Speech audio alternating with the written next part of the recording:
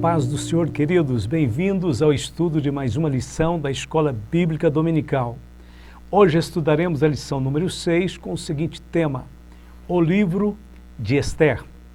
O livro de Esther está na Bíblia para demonstrar a ação providencial de Deus em meio aos tempos e às condições mais inesperadas da história. Embora o nome de Deus não seja mencionado em nenhum versículo, a mão protetora e providencial de Deus sobre o seu povo é evidente em todo o livro de Esther. O plano de Amã contra os judeus revela a fúria de Satanás contra a raça escolhida que daria o Redentor à humanidade. A presença e a coragem da bela Esther, aliada aos conselhos sábios de Mardoqueu, revelam a providência de Deus em proteger o seu povo e levar adiante os seus planos eternos. A festa de Purim se torna um memorial anual para se comemorar a fidelidade de Deus em favor do seu povo. O nome hebraico de Esther é Hadassa, quer dizer murta, mas o seu nome persa, Esther, significa estrela. O povo judeu correu um sério risco de ser dizimado naquele tempo. O malvado Amã, um tipo do anticristo da antiga aliança, odiava os judeus com ódio cruel. Se os seus intentos malévolos não fossem interrompidos, o plano salvífico do Senhor seria prejudicado. A narrativa de Esther é mais um documento sobre a existência e a preservação milagrosa do povo judeu no decorrer da história da salvação. A profecia de Ana, mãe de Samuel, se cumpriu literalmente na vida de Esther, como lemos. Levanta o pobre do pó e desde o esterco exalta o necessitado para o fazer assentar entre os príncipes, para o fazer herdar o trono de glória, porque do Senhor são os alicerces da terra, e assentou sobre eles o mundo. 1 Samuel 2,8. A jovem judia órfã saiu da pobreza e do anonimato para se tornar a rainha do Império Persa. Só para lembrar, a antiga Pérsia é hoje a atual República Islâmica do Irã. O nome só foi oficializado em 1935. Atualmente o Irã é o pior inimigo de Israel. O livro de Esther começa de forma sombria, mas termina de forma gloriosa. Podemos apresentar o seguinte esboço do livro. Primeiro, deposição de Vasti. Esther é escolhida rainha. Mardoqueu descobre o plano contra o rei Assuero. Assuero nomeia Amã sobre os seus servos. Amã odeia Mardoqueu e resolve destruir os judeus, lançando sortes sobre a data do edito do rei. Mardoqueu veste pano de saco e vai falar com Esther. O primeiro banquete de Esther. Esther vai até o rei e lhe convida para um banquete. Amã vangloria-se de seu poder e faz uma forca para Mardoqueu. Assuero perde o sono e lê nas crônicas do reino sobre a fidelidade de Mardoqueu. Assuero pede sugestões a Amã. Mardoqueu é honrado para a fúria de Amã. O segundo banquete de Esther, a denúncia contra Amã, o enforcamento de Amã. Assuero honra Mardoqueu e escreve um novo decreto, dando direito ao povo judeu de se defender. Os judeus vingam seus inimigos em Suzã e nas províncias do reino. 75.000 que odiavam os judeus foram mortos. E a festa de Purim é estabelecida. Ponto de número 1, a organização do livro, a categorização de Esther. Os livros de Ruth e Esther pertencem aos 5 rolos da terceira divisão da Bíblia hebraica, chamados Escritos, onde se encontram também Salmos, Provérbios, Jó, Cantares, Lamentações, Daniel, Esdras, Neemias e Crônicas. O livro de Esther é lido no Purim, uma das festas mais alegres e vibrantes do calendário judaico. Neste ano, ela foi comemorada do pôr do sol do dia 23 de março até o anoitecer do dia 24.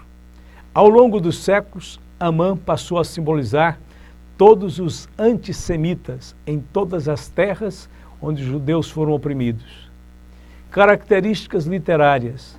O livro de Esther tem 10 capítulos que foram escritos no estilo narrativo, tendo menos diálogos que o de Ruth.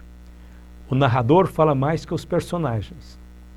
Autoria e data. O escritor do livro de Esther é desconhecido. Agostinho era do parecer que o livro fora escrito por Esdras. O Talmud também atribui a sua autoria a Esdras, através daquela grande organização de Esdras, chamado a Grande Sinagoga, da qual ele presidia. Clemente de Alexandria e muitos outros inclinavam-se a crer que Mardoqueu fosse o seu autor. O livro foi escrito por volta do ano 460 a.C., logo após a morte de Assuero, ocorrida em 465 AC. Ponto de número 2, o contexto histórico.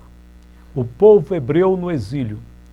O povo hebreu se encontrava sob o domínio babilônico desde 606 a.C. 68 anos depois, em 538, vem a Média e a Pérsia e conquistam a Babilônia.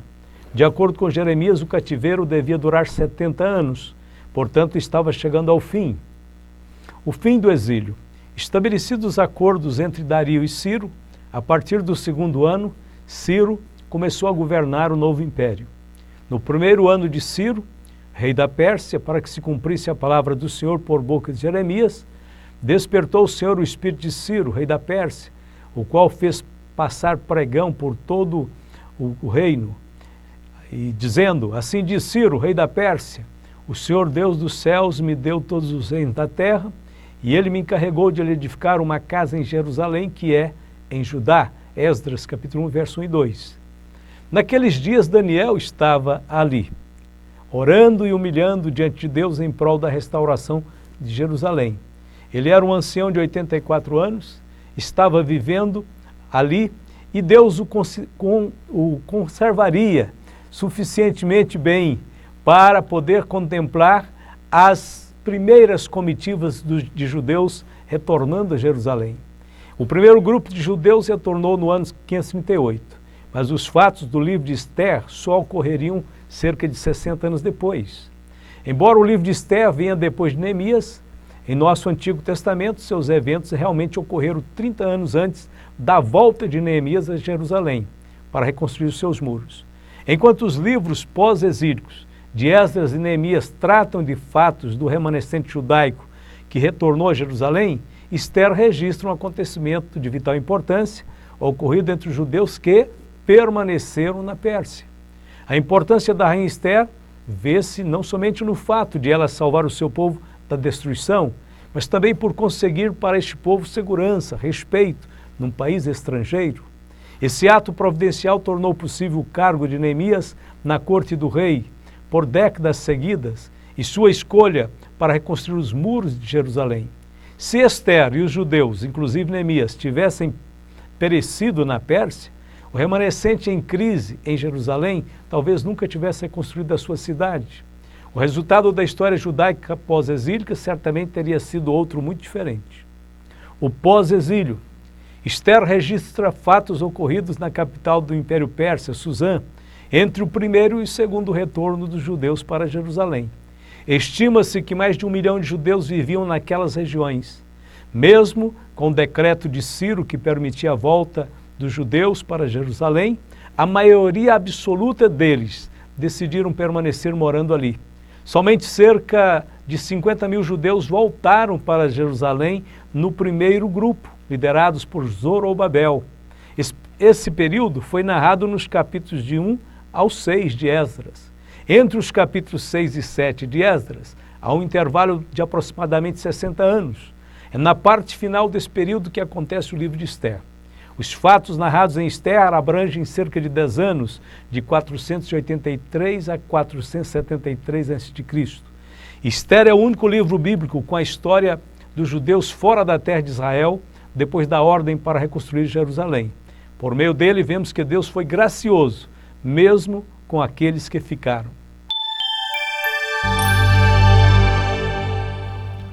Ponto de número 3, propósito e mensagem. A providência divina. Não temos dúvidas quanto aos dois principais propósitos deste livro. O primeiro foi escrito para demonstrar a proteção e o livramento de Deus para o povo judeu. Eles estavam vivendo sob a ameaça de um iminente extermínio, muito semelhante ao que ocorreria nos dias do nazismo. A providência de Deus é vista primeiramente na escolha de Ester para ser rainha da Pérsia, exatamente neste momento crítico da história dos judeus. A providência de Deus também é novamente evidente quando Mardoqueu, primo de Ester, que a criara como filha, foi informado de um trama para assassinar o rei. Ao denunciar a trama, salvou a vida do rei e seu ato foi registrado nas crônicas do reinado persa. A providência de Deus está também presente no momento em que o rei perdeu o sono e resolveu consultar as crônicas de seu reinado, vindo descobrir providencialmente que Mardoqueu era um súdito fiel que salvara a sua vida, mas que ainda não havia sido recompensado, reconhecido. E por fim, a providência de Deus fica evidente quando o rei compreendeu perfeitamente que o povo judeu não podia ser injustiçado pela crueldade de Amã. No final, o Senhor exaltou Mardoqueu, dando-lhe a posição honrosa de Amã, fazendo dele o primeiro-ministro da Pérsia. O segundo fato, o livro de Ester, foi escrito também para prover um registro histórico da festa judaica de Purim e assim manter viva para gerações futuras a lembrança desse grande livramento do povo de Deus.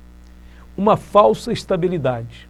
Deus exortara Israel muitas vezes a guardar sua palavra, porém Israel não foi fiel.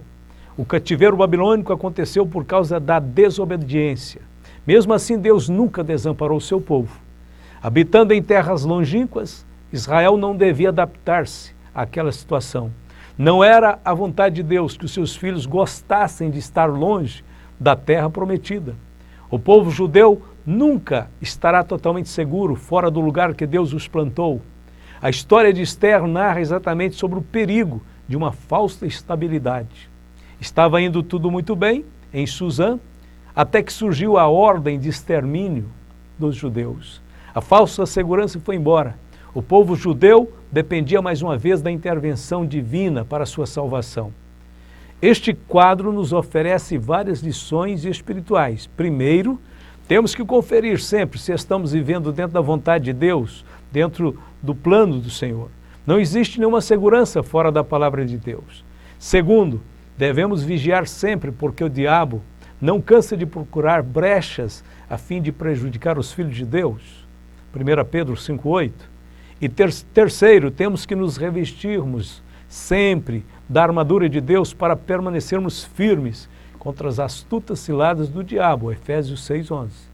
Quarto, não podemos confiar nas estruturas humanas que mantêm a sociedade funcionando, porque a qualquer momento o mundo pode desabar. A Bíblia diz, pois que quando disserem a paz e segurança, então lhes sobrevirá repentina destruição, como as dores de parto àquela que está grávida, e de modo nenhum escaparão. 1 Tessalonicenses 5,3. Resumindo, Israel tinha que aprender que existe uma grande diferença entre a terra do cativeiro e a terra prometida por Deus. Todas as promessas de Deus para Israel incluem o retorno dos judeus à terra prometida. E vós vos convertereis a mim e guardareis os meus mandamentos e os fareis. Então, ainda que os vossos rejeitados estejam no cabo do céu, de lá os ajuntarei e os trarei ao lugar que tenho escolhido para ali fazer habitar o meu nome. Neemias capítulo 1, verso 9. E ainda, eu vos tomarei dentre as nações, eu vos congregarei de todos os países e vos trarei para a vossa terra. Então espalharei água pura sobre vós e ficareis purificados. De todas as vossas imundícias e de todos os vossos ídolos vos purificarei. Eu vos darei um coração novo e porei dentro de vós um espírito novo. E tirarei o coração de pedra da vossa carne e vos darei um coração de carne. E porei dentro de vós o meu espírito e farei que andeis nos meus estatutos e guardeis os meus juízos e os observeis. E habitareis na terra que eu dei a vossos pais, e vós me sereis por povo, e eu vos serei por Deus. Ezequiel 36, 24 a 28. Portanto, profetiza e diz-lhes, assim diz o Senhor Jeová, eis que eu abrirei as vossas sepulturas, e vos farei sair das vossas sepulturas, ó povo meu, e vos trarei a terra de Israel. Ezequiel 37, 12. A festa do Purim. Purim, ao longo dos séculos, tornou-se uma afirmação alegre da sobrevivência judaica. A mensagem de Purim é a seguinte: Deus é poderoso para reverter todo e qualquer mal, transformando a maldição em bênção e as trevas em luz, assim como é dito, pois foi nesses dias que os judeus se livraram de seus inimigos, e foi neste mês que a tristeza e o luto se transformaram em alegria e festa. Portanto, que dessem banquetes e festas, mandassem comidas uns aos outros e distribuíssem presente aos pobres, Esther 9:22. Purim é o plural de pur, que significa lançar dados ou sortes. Conforme Esther 3:7, Amã lançou sorte para fixar o dia do extermínio dos judeus. A festa de Purim comemora a frustração desse nefasto plano diante da providência divina em salvar o seu povo. Glória a Deus.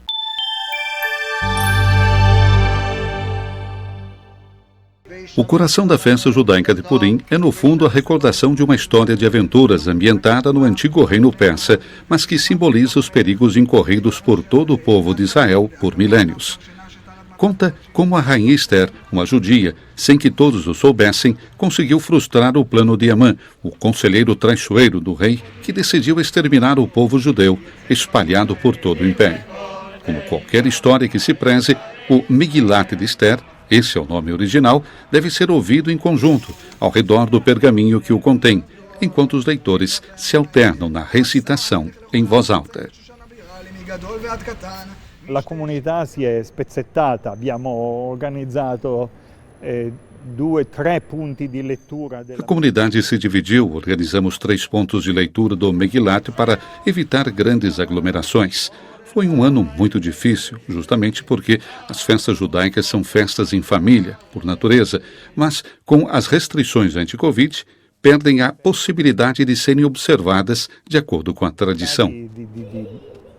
Osservarle secondo la tradizione.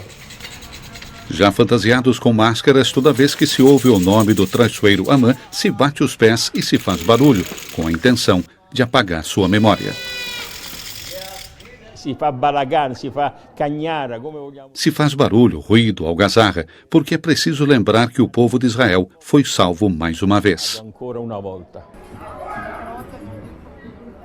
É essa súbita reversão da sorte que leva os judeus por um dia a sair do convencional, a se fantasiar e a comemorar.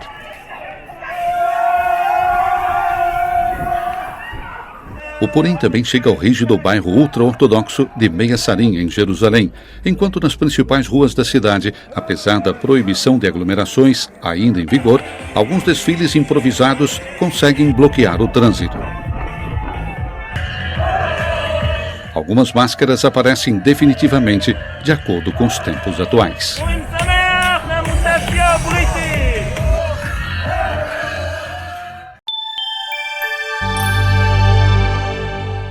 Vamos para a conclusão. O livro de Esther nos lembra que vivemos neste mundo, mas não devemos confiar em suas estruturas. Os reinos deste mundo passarão. Somente o reino de Deus permanecerá, conforme lemos, pelo que, tendo recebido um reino que não pode ser abalado, retemos a graça pela qual servamos a Deus agradavelmente, com reverência e piedade. Aos Hebreus 12:28.